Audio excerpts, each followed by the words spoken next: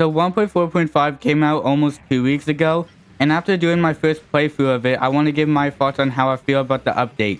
Make sure to like and subscribe only if you want to, and let's get into it. There are many things I can talk about first, like the new whips or the new lighting, but I first want to talk about the most controversial thing this update has, which is the new NPC portraits. This has been one of the things you either like or you really hate, and I think overall they are decent. Some look great like the merchant or the pirate, but then some look pretty off. But do they fit the game?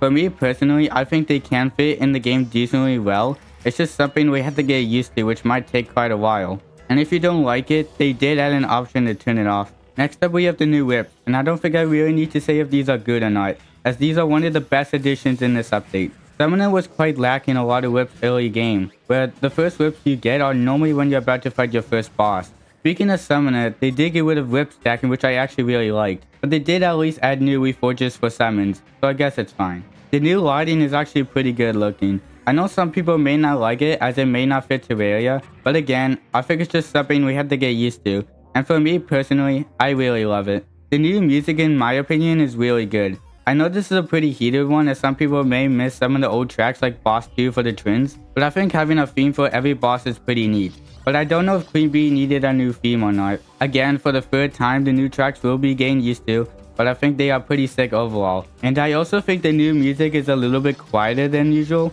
Could just be me though. And also, where is the Frost Legion theme? There are many balancing changes and reworks 1.4.5 did, like the phase blades, which was a really good change and are quite fun to use now. But some of the changes like nerfing darts is a bit too far because they weren't exactly OP. And I also find it wild that they buffed the Shadow Flame knife from 38 damage to 43.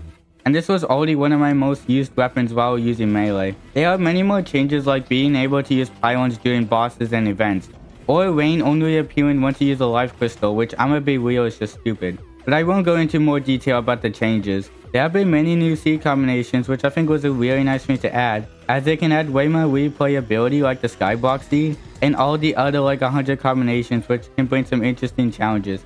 So good job, WeLogic. The new crafting UI is honestly really good. If you played with mods like Magic Storage, you probably got used to the new crafting UI really quickly. It's definitely more beginner friendly and it's pretty clean. Also, the crafting from nearby chests is a really good addition to the game as well, although you could argue it takes away some aspects of the game. Now that I got most of the new main features out of the way, I want to talk about some of the smaller stuff. We got plenty of new resprites for items such as banners and other items, or enemies and bosses like the Moonlord and the Lizard. We got new enemies like the two enemies in the dungeon, which are pretty nice, although I wish they would drop a new item. We also got the Orca for the ocean, which as an Xbox 360 player, this is a really nice addition. Then we got two new enemies for the graveyard, which are the Moss Zombie and the Statue Mimic, which makes the graveyard feel a little more dead. We got new backgrounds, which are pretty cool, NPCs helping our new players easier on how to build a house, new effects in the snow biome, new achievements, which there is quite a lot, and I'll definitely be trying to get 100% on the game now, new dungeons, which I like quite a lot, although some have more space to move in than others, and many other cool additions to the game like the roller skates, which might be a little bit too OP. And that's basically everything important in this update, and overall this has been a very fun update to play through, and the 3-year wait felt pretty worth it. So in my opinion, this was a great update to the game that just makes the game feel more polished and just makes it even more addicting to play. Well, that's it for this video. Let me know what you think about 1.4.5 and goodbye.